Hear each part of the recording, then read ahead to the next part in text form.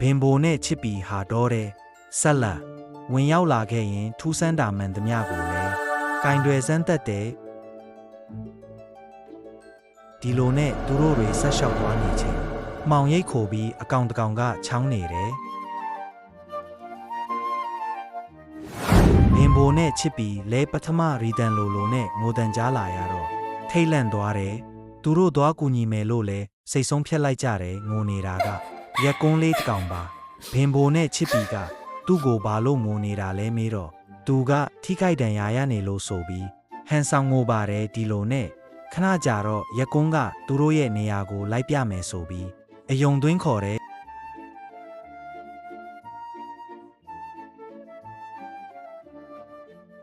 တောနဲ့ကြီးတဲ့ကိုဖြည်းဖြည်းရောက်လာလေအရာအလုံးကပိုမောင်လာပြီးပိုမော်ဆန်လာပါတယ်